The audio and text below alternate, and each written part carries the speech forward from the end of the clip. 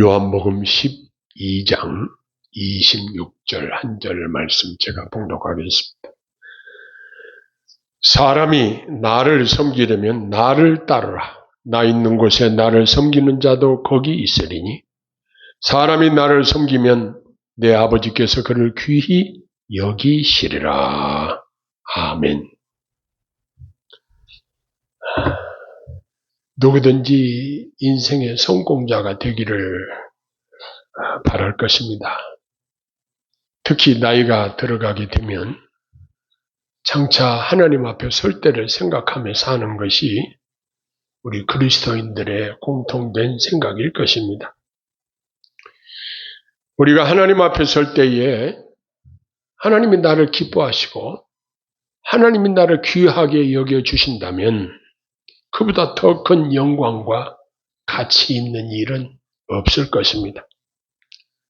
저도 이제 그날이 가까이 다가오고 있음을 실감을 하면서 더욱 깊이 마음에 생각하면서 살아야겠다라는 생각이 요즘 더 하게 됩니다.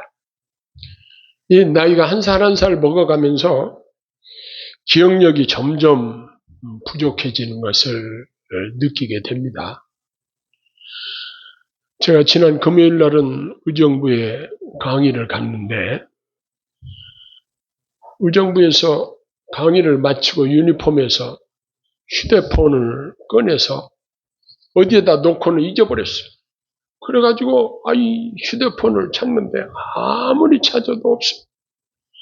휴대폰으로 영상도 촬영해야 되고 휴대폰으로 은행 업무도 보고 휴대폰에 모든 내 정보가 다 있는데 이걸 잃어버리고 나니까 아무리 찾아도 없고 그래서 하나님 앞에 기도를 해서 하나님 저는 아무리 찾으려도 못 찾겠네요. 하나님 좀 찾아주세요. 전화를 수십 번 올려봤어요. 누가든지 주시면 좀 받아서 나 어디 있으니까 찾으러 오라고. 그러면 이제 가려고 몇 번 전화를 올려도 진동으로 해놨기 때문에 아무튼 못 찾고 의정부에서 여기 수원까지 왔어요. 그래서 이제 전화기를 못 찾은 상태로 집에 와가지고 제 아내에게 부탁을 했어요. 이거 위치 추적 좀 해서 찾을 수 있도록 해봐라. 제 아내가 궁리 하면서 통신사에 연락을 해가지고 위치 추적을 해봤더니 아니 수원에 전화기가 있다고 나오는 거예요. 사무실 4m 가까이 있다고 위치 추적이 딱 나오는 거예요. 아니 파출소에 가서 나 이거 전화기 잃어버렸으니까 좀 찾아주세요 하고 수원에 파출소에 가서 경찰관들이 한 8명 있는데 이야기를 했더니 범죄 사건이 아니라 우리는 추적을 못한다는 거예요. 그래서 집에 와서 제 아내가 위치 추적을 해가지고 아니 사무실 4m 이내에 있다고 딱 뜨는데 그래서 이제 그 담당자 팀장한테 전화를 했죠. 지금 차 안에 있는 걸로 이렇게 나오는데 잘 찾아봐라. 그랬더니 전화가 왔어요. 차 지붕 위에 있다는 거예요. 2시간을 의정부에서 수원까지 달려왔는데 차 지붕 위에 이 휴대폰이 있는 거예요. 안 떨어지고 고속도로에서 만약에 스마트폰이 떨어졌다 하면 다른 차로 완전히 깔아서 뭉개버렸을 거 아니에요. 어찌나 감사하고 반가운지 바로 저녁에 와가지고 수원에 와서 전화기를 찾아오고 가면서 얼마나 하나님께 감사한지 나는 전화기 하나도 간수를 못하는 모자란 사람인데 하나님이 이렇게 또 전화기 하나 다치지도 않고 아니 차 지붕이 이렇게 생겼다면 이 가에 여기에 있었다고 알려주더라고. 여기 가에 뒤에 부분 여기서 전화기를 찾았다고. 그래가지고 전화기에다 찐득이를 붙여놓은 것도 아닌데 거기서 안 떨어지고 의정부에서 수원까지 온 거예요. 이야, 그래서 하나님이 은혜 주셨다 생각하고 참 이 별거 아닌 것 같지만 요즘은 이 스마트폰이 적은 컴퓨터입니다. 그래서 그 안에 별게 다 들어있어요. 그걸 분실하면 이게 아주 곤란해요. 생활하는데 보통 불편한 게 아니에요. 그런데 하나님이 찾게 해주셔서 어제 잘 찾은 기억이 납니다. 그러면서 제가 이제는 내가 하나님 앞에 갈 날도 멀지 않구나. 그럼 하나님 나를 귀하게 여겨주신다면 얼마나 좋을까. 지난 주간에 제가 말씀을 묵상하면서 요한복음 12장 초두에 마리아가 예수님의 발에 향유를 부은 사건을 이어서 쭉 말씀을 묵상하는데 아버지께서 그를 귀히 여기시리라 이 말씀이 제 마음에 와서 탁 밖에 들어와요.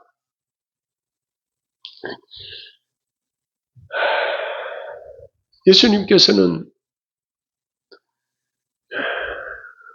예루살렘에 들어가시는데 많은 무리가 종려나무 가지를 가지고 나와서 흔들면서 호산나 다윗의 자손이여 주의 이름으로 오시는 이 하면서 많은 사람들이 예수님을 환영을 했습니다.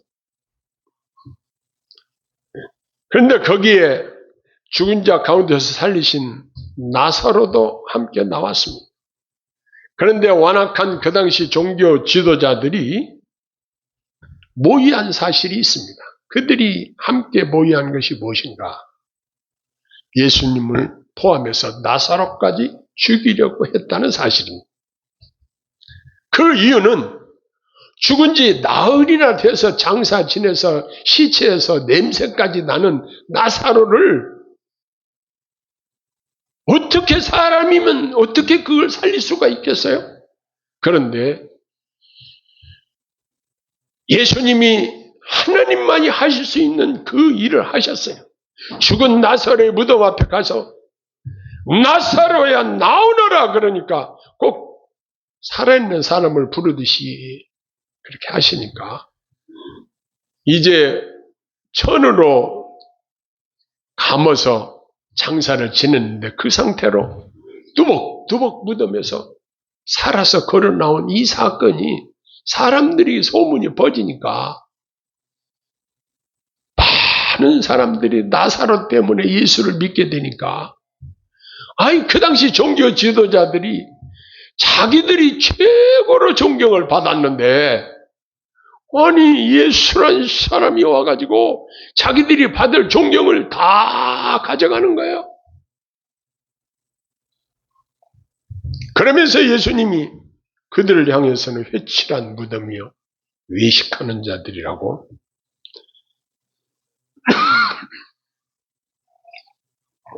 책망까지 하시고 이제 이러한 여러 가지 기적들을 통해서 수많은 사람들이 예수님께로 몰리게 되니까 그들이 악한 자들이 모의하기를 이제 나사로까지 죽여버리려고 악한 계획을 하고 있었던 것입니다.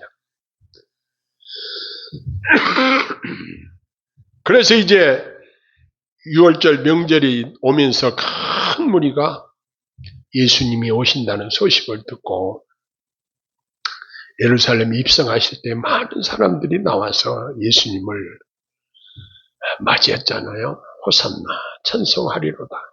주의 이름은 오시는 이 곧 이스라엘의 왕이시여 하면서 환영을 했습니다. 예수님은 한 어린 나귀를 타시고 입성하셨는데 이것은 구약성경 스가랴 9장 9절의 예언의 말씀대로 시온딸아 두려워하지 말라. 보라 너희 왕이 나귀 새끼를 타고 오신다 함과 같더라 라고 사도 요한은 기록하고 있습니다. 예수님의 구원사역은 하나님이 계획하시고 예수님이 하나님 아버지의 뜻대로 다 이루시기 위해서 이 땅에 사람의 모습으로 오셔서 전국 복음을 가르치시고 또 잡히시고 순환을 당하시고 하시는 모든 일들이 즉흥적인 사건이 아니라 이미 하나님의 구원 계획에 있었던 것입니다. 그 당시 제자들은 처음에 이 일을 깨닫지 못하다가 나중에 예수님이 영광을 얻으신 후에야 이것이 예수님에 대해서 기록된 것임과 사람들이 예수님께 이같이 한 것임이 생각났더라. 이렇게 기록하고 있습니다. 그 당시 바리새인들은 이렇게 예수님에게 많은 사람들이 열광을 하고 환호하면서 따르는 것을 보고 아주 시기심이 최고로 폭발을 했습니다. 온 세상이 그를 따르는도다 라고 했습니다. 아니, 예수님이 오시기 전만 해도 자기들이 최고의 존경의 대상이었는데 이제 상황이 완전히 바뀐 것입니다. 오히려 그들은 이제 완전히 범죄자 취급을 받게 되었던 것입니다. 그때 명절에 예배하러 올라온 헬라인 몇이 있었는데 제자 빌립과 안드레를 통하여 예수님을 접견하기를 청했는데 그러자 예수님은 이런 말씀을 하셨습니다. 인자가 영광을 얻을 때가 왔도다. 내가 진실로 진실로 너희에게 이르노니 하나님 일이 떨어져 죽지 아니하면 하늘 그대로 있고 죽으면 많은 열매를 맺느니라. 자기 생명을 사랑하는 자는 잃어버릴 것이요 이 세상에서 자기 생명을 미워하는 자는 영생하도록 보전하리라 라고 예수님 자신에 대해서 중요한 선언을 하셨습니다. 이처럼 예수님께서는 영광을 받으실 시간은 이미 다가오고 있었습니다.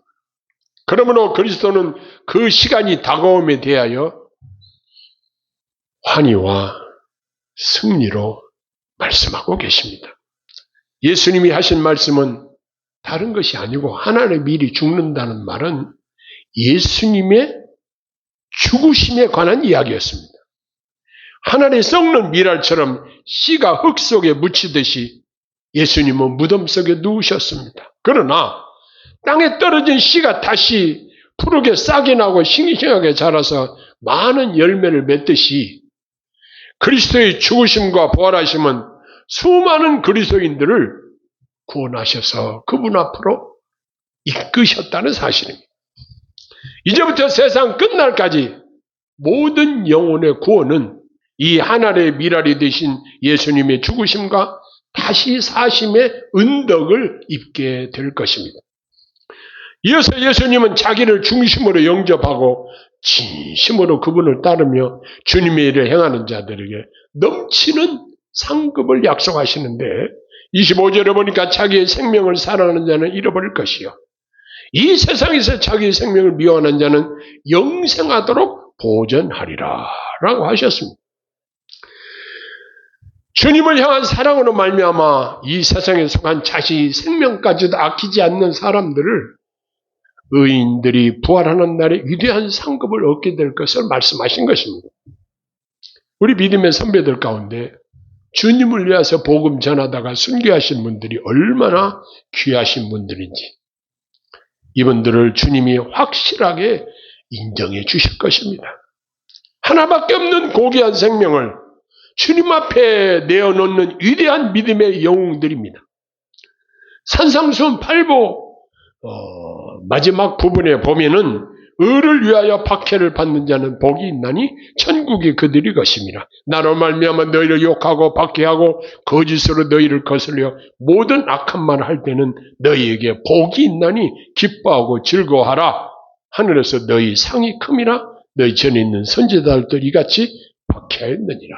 마태복음 5장 10절로 12절에 이렇게 가르치신 바 있습니다. 이제 이어서 예수님을 따르며 섬기는 자들에게 놀라운 상급을 약속하시는데 우리가 오늘 읽은 본문 26절에 사람이 나를 섬기려면 나를 따르라. 나 있는 곳에 나를 섬기는 자도 거기 있으니 사람이 나를 섬기면 내 아버지께서 그를 귀히 여기시리라 라고 말씀하셨습니다. 우리가 인생을 의로우신 재판장이신 하나님 앞에서 결산할 때가 누구에게 있는지 다 다가옵니다. 그런데 그 하나님이 우리들을 귀하게 여겨주시는 것처럼 그보다 더 소중한 것이 어디에도 없습니다. 우리들처럼 천한 존재들을 전지전능하시고 우주 만물을 통치하시는 하나님께서 귀하게 여겨주신다니 이보다 가치 있고 가슴 벅차는 일은 없을 것입니다. 또 이 말씀은 예수님이 우리와 함께 행복하게 계실 것이라는 약속의 말씀으로 이해할 수 있습니다. 이 말씀은 그리스도가 그의 종들로부터 기대하는 것이 무엇인가를 알 수 있습니다. 좋은 주인을 따르며 주인의 활동에 함께 참여함이 당연한 것입니다. 예수님은 말씀하셨습니다. 사람이 나를 섬기려면 나를 따르라. 이렇게 말씀하십니다. 우리 믿는 자들은 주님이 말씀하신 대로 행하고 주님의 발자취를 따라 걸어감으로써 그리스도를 따르는 자인 것입니다. 우리들은 주님이 우리를 어디로 인도하시든지 그 복된 길을 기쁨으로 순종하며 따라가는 것입니다. 이렇게 종들은 주인이 가는 곳을 끝까지 따라가야 합니다. 그리고 언제든지 무슨 짓이든지 주님을 따를 준비가 되어 있어야 합니다. 이러한 자들은 주님 계신 낙원에 주님과 함께 거하게 되는 약속의 말씀이 주어집니다. 천국이 어떤 곳입니까? 주님이 왕으로 통치하시는 곳입니다. 주님을 끝까지 믿고 따르는 자들은 하나님 나라에서도 주님과 동거하게 될 것입니다. 누가 이런 영광스러운 자리에 서겠습니까? 무엇보다도 주님을 믿고 사랑하고 끝까지 주님을 따라가는 성도님들만이 해당이 되는 것입니다. 주님을 진정으로 사랑하지 않으면 끝까지 주님을 따라갈 수 없겠죠. 이러한 분들에게 하나님 아버지께서 그들을 귀하게 여기시고 그들에게 영광을 부여하심으로써 그들의 모든 수고와 손해에 대해서 보상하실 것이라는 것입니다. 그 보상은 영원히 지속될 영광이자 가장 고귀한 영광입니다. 왜냐하면 그것은 하나님이 주시는 영광이기 때문입니다. 이처럼 하나님은 그리스도를 믿고 따르며 섬기는 자들에게 놀라운 영광을 부여하십니다. 많은 세상 사람들이 비방해도 때가 이르면 하나님이 그들을 들어 영광스러운 자리로 돌리실 것입니다. 사랑하는 성도 여러분, 저와 여러분이 이제 앞으로 남은 생이 얼마나 될지 모르겠습니다. 어떤 사람은 저더러 30년 더 살으라고 그러더라고요. 그러면 100살도 넘으라고요?